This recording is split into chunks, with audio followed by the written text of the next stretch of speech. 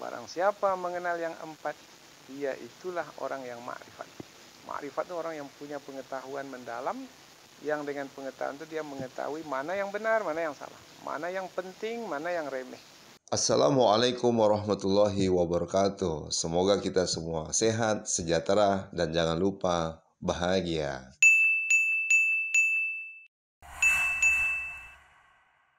Assalamualaikum warahmatullahi wabarakatuh. Waalaikumsalam warahmatullahi wabarakatuh. Bersyukur kita kepada Allah Subhanahu wa taala dengan mengucapkan alhamdulillahirabbil alamin dan bersalawat kepada Rasulullah sallallahu alaihi wasallam dengan mengucapkan Allahumma shalli ala sayyidina Muhammad wa ala ali sayyidina Muhammad. Alhamdulillah, hari ini saya berada di Tafakuh Islamic Boarding School, Ustaz ya. Dan bersama guru kita, Ustaz kita, mufasir kita. Dan Alhamdulillah, Ustaz bersedia untuk kemudian berbagi kepada kita di hari yang ke-6 bulan Ramadan 1440. Ustaz, apa kabar Ustaz? Sehat? Sehat, alhamdulillah. Masya Allah.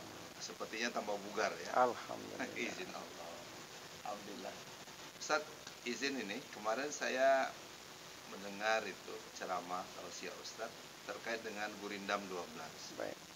Jadi Ustaz menyebutkan membumikan Al-Quran lalu melangitkan Gurindam 12 ini. Nah, ini kan salah satu karya ya, dari Ustaz Mustafa Umar yang kemudian menghasilkan tafsir Gurindam 12. Kenapa jatuhnya Gurindam 12 Ustaz? Sampai itu ya hampir menyamakan, membumikan Al-Quran lalu melangitkan Gurindam 12 ini. Ya. Baik, terima kasih. Assalamualaikum warahmatullahi wabarakatuh. Waalaikumsalam. Alhamdulillah wa kafa wa salatu wassalamu ala rasulil mujtaba amma ba'd. Puji syukur kehadirat Allah Subhanahu wa taala. Salawat dan salam kepada Rasulullah sallallahu alaihi wasallam. Terima kasih kepada Abi Yudi yang telah bersedia datang sampai ke tempat kami ini, pondok yang jauh dari kota, jauh di pedalaman, yaitu di Desa Kepaujaya. Desanya Desa Kepaujaya, Kecamatan Siak Hulu, Kabupaten Kampar. Jadi lebih kurang 1 jam dari Pekanbaru. Jadi cukup jauh. Berarti yang sampai di sini hanyalah orang yang sungguh-sungguh saja. Kalau tidak sungguh-sungguh tak sampai di sini. Nah, alhamdulillah kami diziarahi seperti ini terasa tersanjung. Dan ini adalah satu usaha kita menguatkan silaturahim, dan pada petang hari ini di bulan Ramadan yang mulia ini dapat pula berbincang bersama. Nah, kita sekarang ini berada di saung kantin pondok. Nah, ini saung kantin ya. Masya Allah. Tempatnya kongko-kongko. Iya. Tempat kita kumpul-kumpul. Nah, di sini kita saling berkenalan, saling memberikan pandangan, dan insya Allah pertemuan yang terlaksana nantinya di tempat ini mendatangkan berkah bagi semua, insya Allah. Amin. Pada petang hari ini, kalau kita membicarakan tentang Gurindam 12, berarti tidak lepas dari karya ulama kita terdahulu, yaitu yang menulisnya adalah seorang ulama dari kerajaan Riau Lingga yang bernama Raja Ali Haji. Jadi nama beliau itu adalah Raja Ali Haji. Umur 14 tahun itu sudah pergi menuntut ilmu ke tanah Jawa. Masya Allah. Jadi kecil ya. Pada masa dahulu ke Jawa itu sudah jauh rasanya itu. Apalagi di usia yang masih kecil. Kemudian umur 20 tahun beliau menuntut ilmu ke Mekah Al-Mukarramah. Ke Mekah itu dahulu naik kapal, berbulan-bulan baru sampai. Nah, beliau pulang itu ditetapkan sebagai mufti di kerajaan Riau Lingga. Jadi meskipun Gurindam 12 itu adalah hasil karya sastra dan Raja Ali Haji penulisnya disebut sebagai pujangga, tetapi sebenarnya yang lebih dominan pada Raja Ali Haji itu adalah keulamaannya. Maka ketika kita melihat bait demi bait yang ada di Gurindam 12, kita akan mendapati setiap bait itu berdasarkan kepada Al-Quran dan Sunnah. Nah, jadi meskipun Gurindam itu adalah karya manusia di bumi, yaitu Raja Ali Haji, tetapi berdasarkan Al-Quran dan Sunnah yang datang dari langit. Nah, maka ketika kita jelaskan setiap bait itu sangat bersesuaian dengan Al-Quran dan Sunnah, disitulah muncul melangitkan Gurindam 12. Nah, kemudian selama ini kita mempelajari Al-Quran atau hadis Nabi. Al-Quran ditafsirkan, hadis Nabi disyarahkan. Quran dan hadis itu adalah wahyu yang turun dari sisi Allah. Nah, dari langit diturunkan ke bumi, kemudian di bumi dijelaskan. Maka dijadikanlah petunjuk langit itu sebagai aturan yang ada di bumi untuk diikuti oleh manusia. Maka kita terdengar istilah membumikan Al-Quran. Sebenarnya pada posisi yang sama kalau kita melihat kedua-duanya adalah sebagai petua agama. Jadi kalau kita lihat sebagai bimbingan bagi kita, yang dari langit langsung Al-Quran dan Sunnah, dan yang dari bumi adalah petua ulama yang juga bersandarkan dengan Al-Quran dan Sunnah itu juga. Nah, jadi kedua-duanya itu adalah satu kesatuan sebenarnya, tidak dapat dipisahkan. Jadi ketika kita menjumpai Gurindam 12 itu sangat kuat sekali dengan dalil dari Quran dan Sunnah. Meskipun tak disebutkan itu surah apa, ayat berapa, tetapi kita menjumpainya. Umpamanya di bait yang pertama saja. Ketika Raja Ali Haji memulai Gurindam 12 dengan baitnya, barang siapa tiada memegang agama, sekali-kali tiada boleh dibilang nama. Nah, kalau bait ini kan dia 2 baris. Baris pertama disebut sebagai syarat. Baris yang kedua disebut sebagai jawaban. Jadi 2 ini, syarat dan jawab ini jadi satu kesatuan. Tiada memegang agama, tak boleh dibilang nama. Atau dengan kata lain, kalau tidak memegang agama Islam, karena agama Islam itu agama orang-orang Melayu. Karena orang Melayu itu identik dengan Islam. Apa tanda Melayu sejati? Dengan Islam ia bersebati. Bermakna dia mendarah daging Islam itu dalam diri dia. Maka ketika disebut barang siapa tiada memegang agama, maksudnya agama Islam, maka tiada boleh dibilang nama, berarti dia tak punya nama. Ini bertepatan dengan surah Al-Hajj ayat 78. Jadi kalau kita lihat surah Al-Hajj ayat 78, millata abikum Ibrahim, ikutilah agama bapakmu Ibrahim. Nah, agama Nabi Ibrahim itu agama apa? Huwa sammakumul muslimin. Dialah Allah yang memberikan nama kepadamu, yaitu muslim, agama Islam. Jadi agama Islam itu agama Nabi Ibrahim. Maka Nabi Ibrahimu Yahudi wala Nasraniyan. Nabi Ibrahim bukan seorang Yahudi, bukan seorang Nasrani. Walakin kana hanifan muslima, akan tetapi adalah seorang yang hanif, lurus, dan muslim, beragama Islam. Nah, apabila seseorang itu tidak memegang agama Islam, dia tak punya nama. Jadi kalau tak punya nama bagaimana? Seorang tak punya nama. Nah, maka bagaimana kita mau manggilnya? Nah, nama kita ini ada nama yang orang tua berikan kepada kita. Seperti saya, nama saya Mustafa. Itu ayah saya yang beri kepada saya, orang tua saya. Nah, mungkin Abi Yudi itu adalah nama yang orang tua berikan. Tapi ada satu lagi nama berkaitan dengan agama, yaitu Muslim. Huwa sammakumul muslimin. Dialah Allah yang memberi nama kepadamu, yaitu Muslim. Jadi ketika ditanya orang, siapa agamamu? Siapa namamu? Maka kita kaitkan dengan agama kita. Saya Muslim. Jadi nama saya Muslim. Tidak, nama yang orang tuamu beri apa? Baru kita sebut Mustafa. Mana yang lebih baik? Agama yang Allah beri atau agama yang nama yang Allah beri atau nama yang orang tua beri kepada kita? Tentu nama yang Allah beri yang lebih bagus. Muslim. Nama Muslim. Siapa yang bernama Muslim? Yang memegang agama Islam. Ini baris pertama itu. Baru masuk ke Gurindam itu. Ini yang dahulu disebut oleh Raja Ali Haji. Barang siapa tiada memegang agama, tidak beragama Islam, sekali-kali tiada boleh dibilang nama, berarti dia tak punya nama. Nah, kalau tak punya nama, bermakna bagaimana cara manggilnya? Hoi, hoi, begitu. Nah, disinilah pentingnya nama. Kalau tak ada nama, bagaimana mau meletakkan gelar? Gelar doktor itu gimana mau meletakkan kalau tak ada namanya? Doktor tanpa nama, begitu. Nah, disinilah hebatnya Raja Ali Haji membuat bait, tetapi sebenarnya adalah terinspirasi dari ayat Al-Quran. Karena memang beliau seorang ulama. Nah, itu di bait yang pertama. Jadi kalau kita kaji terus bait demi bait, kita akan jumpa, oh ini dia surat ayatnya ini. Oh di sini letaknya ini, di surat ini, di ayat ini letaknya. Nah sekarang Alhamdulillah kita sudah 3 tahun lebih menyampaikan bait-bait Gurindam 12 ini. Satu pekan itu hari Ahad hanya 1 bait saja. Nah di pasal yang pertama itu ada 6 bait. Di pasal yang kedua ada 5 bait.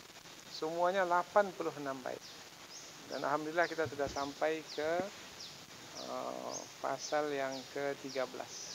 Dari pasal yang ke-10 masuk ke-11. Nah, karena semuanya ada 12 pasal. Nah, 12 pasal, itulah dia Gurindam 12. Jadi isinya itu adalah sebenarnya adalah ayat-ayat Al-Quran atau hadis-hadis Nabi, tetapi disampaikan dalam bentuk susunan kata yang bersajak. Nah, itulah kehebatan Raja Ali Haji. Dan rasanya sampai hari ini belum ada seorang ulama pun yang menyampaikan pesan Al-Quran dan Sunnah itu berbentuk syair seperti Gurindam 12. Nah, mungkin Abi Yudi bisa buat Gurindam 13 mungkin selepas ini. Dan ini sudah lama saja, katanya sampai ratusan tahun yang Raja Ali Haji hidup pada tahun 1808. Sekarang kita sudah 2021. Dan Alhamdulillah Ustaz, izin Allah di beberapa perguruan tinggi sebelum wisuda itu ya, jadi diletakkan gitu toga, biasanya ada pembacaan Gurindam 12 itu. Dan saya melihat memang nilai-nilainya luar biasa. Jika ayah misalnya, kalau nggak salah di pasal 7 saja, ayah lupa itu ya, melatih anak, maka ayahnya letih nanti. Gitu. Nah, kalau sudah tua, anaknya besar, ayahnya itu letih. Jadi yang pasal-pasal ini mencakup seluruhnya, akidah, terkait juga dengan adab, akhlak, ibadah yang lainnya. Kalau kita lihat urutannya, pasal yang pertama itu kaitannya dengan akidah, rukun iman. Tetapi tidaklah disebutkan rukun iman yang 1, 2, 3 sampai 6, bukan begitu. Nah, tapi dibuat barang siapa mengenal yang 4, ia itulah orang yang ma'rifat. Apa yang 4 itu? Barang siapa mengenal Allah, suruh dan tegahnya tiada ia menyalah. Barang siapa mengenal diri, ia akan mengenal Tuhan yang bahari. Barang siapa mengenal dunia, taulah ia barang yang terpedaya. Barang siapa mengenal akhirat, taulah ia dunia itu mudarat. Jadi disebut Allah, disebut akhirat. Nah, Allah beriman kepada Allah, akhirat beriman kepada hari akhirat. Nah, yang dua ini pangkal dari rukun iman. Nah, biasanya dalam hadis Nabi, mangkana yu'minu billahi wal yaumil akhir. Maka yang ini dipilih oleh Raja Ali Haji, diletakkan dalam satu pasal yang pertama. Jadi pasal yang pertama itu isinya adalah rukun iman, tetapi dimuncul dengan kata ma'rifat. Barang siapa mengenal yang 4, dia itulah orang yang ma'rifat. Ma'rifat itu orang yang punya pengetahuan mendalam, yang dengan pengetahuan itu dia mengetahui mana yang benar, mana yang salah, mana yang penting, mana yang remeh, mana yang menyelamatkan, mana yang mencelakakan. Nah, itu di pasal yang pertama. Nah, pasal yang kedua rukun Islam. Pasal yang ketiga tentang ihsan, tentang akhlak. Nah, pasal yang keempat sifat-sifat terpuji. Kemudian sifat-sifat tercela. Kemudian berkaitan dengan bagaimana berhubungan dengan orang lain. Kemudian berkaitan dengan syaitan sebagai musuh. Kemudian berkaitan dengan keluarga. Kemudian berkaitan dengan masyarakat. Lebih luas lagi berkebangsaan dan bernegara. Di akhir tadi itu disebutkan untuk ayah, ibu, ayah, istri, ibu, anak. istri, Lengkap, Ustaz, anak, teman. Itu disebutkan satu persatu. Itu hebatnya Gurindam 12, sepertinya dia sudah seperti aturan hidup yang memang diperlukan bagi setiap orang yang menjalani kehidupan ini. Maka kalau ada yang mewajibkan Gurindam 12 itu untuk dihafal di sekolah-sekolah sebagai muatan lokal, itu sangat hebat sekali. Itu bisa terjadi saja kesepakatan di daerah aja ya kan. Tinggal pembuat kebijaksanaan. Iya. Nah, kalau memang diundang-undangkan dia sehingga setiap sekolah di negeri Melayu ini wajib anak-anak mereka itu untuk menghafal Gurindam 12. Kabarnya dahulu yang orang tua-tua kita dahulu diwajibkan menghafal Gurindam 12. Nah, seperti menghafal ayat Quran, menghafal hadis, menghafal Gurindam 12, karena nanti apapun yang kita jalani dalam hidup ini bisa kita carikan baitnya itu di Gurindam 12. Lengkap. Maka urutannya, akidahnya, rukun Islamnya, kemudian ihsannya tentang akhlak, kemudian kaitan dengan sifat-sifat terpuji, tercela, kemudian kalau sifat-sifat terpuji, tercela dari diri, sekarang dari luar pula berkaitan dengan syaitan, iblis, kemudian berkaitan lagi dengan bagaimana membangun keluarga, institusi paling kecil. Nah, ini kan pastilah Raja Ali Haji ini sudah menyusunnya itu dengan pertimbangan yang matang sekali untuk dijadikan sebagai pegangan. Jadi bukan hanya sekedar menghasilkan karya sastra, tetapi bisa dijadikan pedoman atau panduan bagi generasi. Dan sampai hari ini kalau kita kaji, tidak ketinggalan zaman. Artinya seperti kata pepatah, tidak lekang dek panas dan tidak lapuk dek hujan. Kalau kita kaji lagi, terasa dekat sekali dengan kehidupan yang kita jalani pada hari ini. Nah, Ustaz tertarik dengan Gurindam 12 ini waktu Ustaz di Malaysia dulu berdakwah sudah mulai atau sampai di Pekanbaru di Riau ini Ustaz? Ketika kita kembali ke Riau, kembali ke kampung halaman, kemudian tak berapa lama saya diamanahkan untuk menjadi salah seorang anggota dari Majelis Kerapatan Adat Melayu Riau. Jadi saya pun berpikir, kalau saya diamanahkan di Majelis Kerapatan Adat dari unsur yang menguasai bidang keislaman, apa kontribusi saya? Nah, maka saya carilah hasil karya sastra di negeri Melayu yang bisa kita kaitkan dengan spesialisasi yang kita miliki, sehingga itu menjadi karya kita, menjadi salah satu usaha kita untuk berkontribusi melalui karya sastra ini. Bukan dari sisi sastranya, tapi dari sisi nilai kandungan sastra itu. Karena apabila dikatakan dengan Islam, Melayu, dua itu adalah tidak bisa dipisahkan antara satu dengan yang lain. Nah, jadi kita lihat, inilah mungkin peran yang bisa kita mainkan untuk memberikan khidmat pada masyarakat ini. Dan sudah selesai tafsirnya, Ustaz? Sudah sampai ke pasal yang ke-10 dan kita akan masuk ke pasal yang ke-11, kemudian 12, selesailah 12. Dan itu sudah diangsur ditulis, Ustaz? Dan sudah ditulis. Artinya nanti Ustaz dengan pasal-pasal tadi, bait-bait tadi, kemudian memasukkan ayat-ayat dalam Quran itu, Ustaz? Betul. Jadi tugas kita adalah ini pasalnya, ini ayatnya. Ini pasalnya, ini ayatnya. Ini hadis Nabi-nya. Kemudian kita berikan pula penjelasannya. Bagaimana ayat ini dia menjadi bait di dalam Gurindam itu. Kemudian yang diinginkan dari bait itu apa sebenarnya? Supaya setiap orang yang membaca dengan penjelasan yang kita sampaikan itu cepat, mudah dan memakaikannya dalam kehidupan sehari-hari. Itulah kita cobalah berusaha untuk berkhidmat di situ. Alhamdulillah, amin. Nah, mudah-mudahan ini bisa terus dipelajari, khususnya generasi muda ya. Yang barangkali banyak melupakan itu karya ulama juga penyangga, bukannya sekedar syair biasa ya, tapi dia mengandung nilai-nilai yang luar biasa ya dari wahyu itu sendiri gitu. Nah, baik Ustadz, mungkin ada pesan-pesan terakhir Ustaz untuk generasi muda terkait dengan eh, pengetahuan juga untuk Gurindam 12 ini atau yang lain-lainnya. Karena saya melihat kalau tafsir Ustaz sendiri kan tafsir Al-Ma'rifah ya Ustaz. Ya. Kemudian dibuat tafsir Gurindam 12.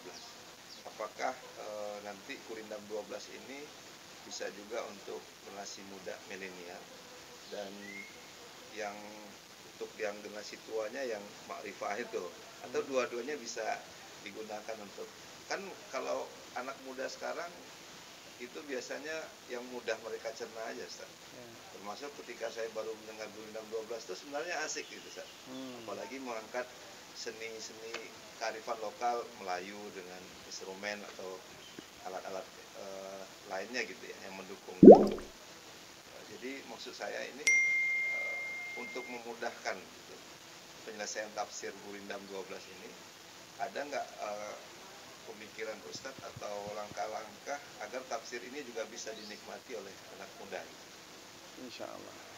Sekarang setiap kali kita menyampaikan, kan kita menyampaikan secara live langsung. Ya. Satu bait itu setiap hari Ahad pagi kuliah subuh. Dahulu di Masjid An-Nur, sekarang kita di Masjid Nurul Yakin di Jalan Hang Tua. Nah, jadi satu minggu itu satu bait, satu minggu satu bait. Berarti kalau rutin betul berarti 86 minggu baru selesai.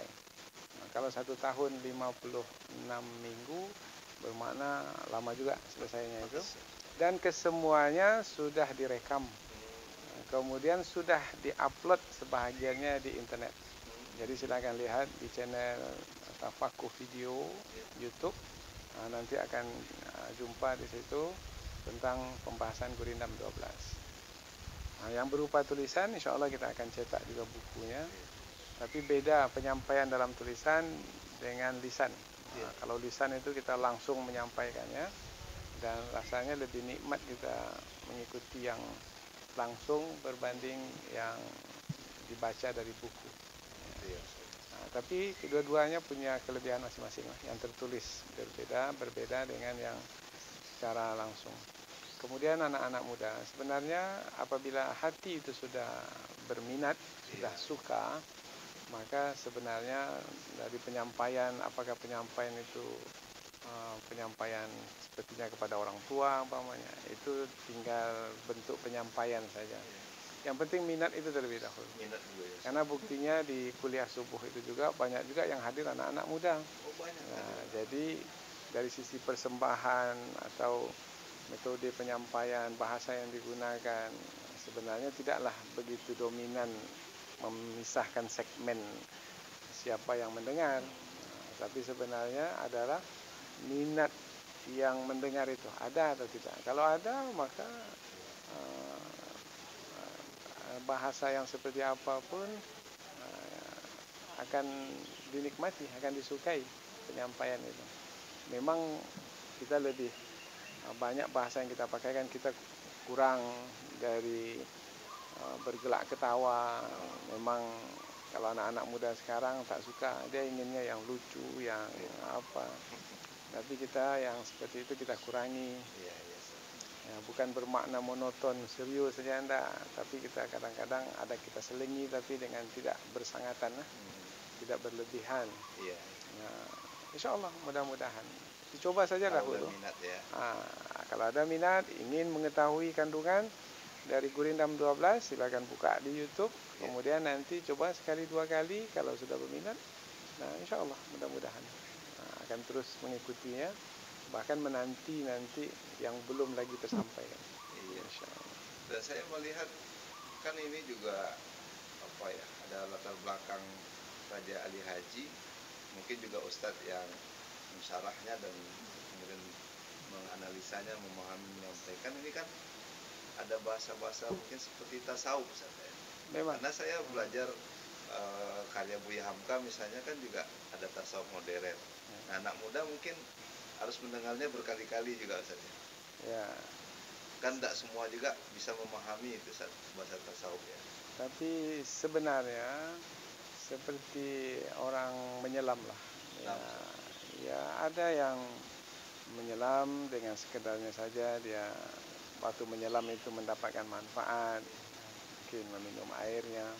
Ada lagi pada waktu menyelam itu dia bukan hanya minum air, tetapi dia sambil menyelam bukan minum air lagi, sambil menyelam sambil mencari tiram yang dalamnya ada mutiara, ada. Maka kita lihat siapa orang yang menyelam sekarang. Kalau menyelamnya dalam sampai ke dasar dia dapat mutiara. Kalau dia menyelamnya sekedarnya saja, dia lihat batu karang, dia lihat indahnya lautan, kemudian juga dia lihat maka sekarang siapa yang menyelam dan kemana dia menyelam, sejauh mana dia menyelam, mungkin lain orang lain, lain umur lain, lain latar belakang pendidikan lain. Nah, karena ilmu itu kan bagaikan lautan. Nah, itu saja yang mungkin. Jadi tidaklah umpamanya yang tasawuf itu hanya sesuai untuk yang tua-tua, tidak juga. Nah, atau umpamanya yang sudah mau meninggal barulah bersentuh dengan tasawuf, enggak juga. Masya Allah, tabarakallah, menarik sekali. Karena kalau saya lihat implementasinya di dunia pendidikan ini bisa ditunjuk ajar saja dan dipraktekkan dalam upacara juga boleh. Karena ini terkait juga dengan kontribusi untuk masyarakat. Gitu. Terus bisa jadi muatan kurikulum Ustaz di kelas-kelas harus menyelesaikan itu. Gurindam 12, tafsir Gurindam 12. Dan Ustaz siap mengajar itu ya. Siap. Masya Allah. Nah, saya dengar juga di Tafaku akan dibuat perguruan tinggi Ustaz. Insya Allah. Mudah-mudahan. Doa kita semua. Doa kita baru mulai SMP sekarang ini. SMP tahfidz 3 tahun. Anak-anak kita insya Allah selesai 30 juz. 1 tahun 10 juz. Dan alhamdulillah yang angkatan pertama ini 1 tahun, belum 1 tahun. Sekarang masih ada berapa bulan lagi, ke bulan Juli. Ada anak kita yang sudah mencapai target 10 juz. Alhamdulillah. Nah, kalau selesai SMP ini mereka 30 juz, mereka sambung ke SMA yang akan kita dirikan nanti untuk memungkinkan hafalan 30 juz. Kemudian sayang kalau kita tidak lanjutkan mereka di perguruan tinggi pula. Maka kita akan berusaha nanti mendirikan perguruan tinggi pula setelah anak-anak kita nanti tamat SMA. Nah, maka di sini ada jenjang SMP, nanti SMA dan perguruan tinggi. Nah, mudah-mudahan insyaallah doakanlah. Mudah-mudahan apa yang kita cita-citakan mendidik anak-anak kader bangsa, generasi kita yang berikutnya, kepada mereka lah kita amanahkan perjuangan kita yang sudah kita lakukan selama ini insyaallah. Dan karantina Quran juga terus Ustaz ya? Terus berjalan. Karantina kita ini program 35 hari dengan target 1 hari 1 juz, dan alhamdulillah banyak juga yang mencapai target ini. Dan itu semata-mata Al-Quran saja, jadi tidak ada belajar yang lain. Dengan fokus rupanya banyak juga yang berhasil menghafal Al-Quran. Bahkan baru-baru ini ibu-ibu, nenek malah yang berumur 74 tahun berhasil menghafal Al-Quran 30 juz dalam masa 64 hari. Ya Rabbana. Jadi tidak ada alasan kalau sudah tua nggak bisa menghafal Quran gitu. Betul. Buktikan testimoninya ada nenek-nenek. Itu mungkin dapat reward dari Tafakur. Iya, khusus. Diberi mahkota. Dan diumrohkan ya. Insya Allah mudah-mudahan. Baik Ustaz, alhamdulillah sudah lebih kurang mungkin 25 menit, 30 menit kita belajar dari guru kita, Haji Dr. Mustafa Umar, CMA, yang beliau juga adalah pendiri daripada Tafakur Studi Club Ustaz ya. Kemudian Tafakur ya, mana ada sekolahnya di situ, karantinanya, dan doakan menjadi juga perguruan tinggi. Amin. Kami menunggu Ustaz selesainya tafsir Gurindam 12 ini. Karena memang ketika Ustaz berpesan asalkan ada minat gitu, boleh jadi Allah berikan kita pemahaman yang mendalam ya, untuk memahami Gurindam 12. Yang ketiga, ini sebagai dasar syukur kita dan terima kasih kita kepada ulama Ustaz ya, yang telah menulis karya yang luar biasa, yang tidak lekang Ustaz ya, oleh panas atau lapuk karena hujan tadi. Semoga juga mengalir pahalanya buat Ustaz. Amin, ya Rabb. Sehingga Gurindam 12 yang merupakan juga kearifan lokal ya di Riau ini, Melayu ini, bisa sampai kemana-mana dan terus dipelajari oleh anak bangsa. Demikian saja. Terima kasih atas kesempatan ini Ustaz sekali lagi. Baik. Di Tafakur Islamic Boarding School hari ini. Demikian saja, kita akhiri dengan mengucapkan alhamdulillahirabbil alamin dan doa kafaratul majelis ilmu. Subhanakallahumma wa bihamdika Asyhadu asyhadu an an la la ilaha ilaha illa illa anta anta astaghfiruka wa atubu ilaik. Assalamualaikum warahmatullahi wabarakatuh. Waalaikumsalam warahmatullahi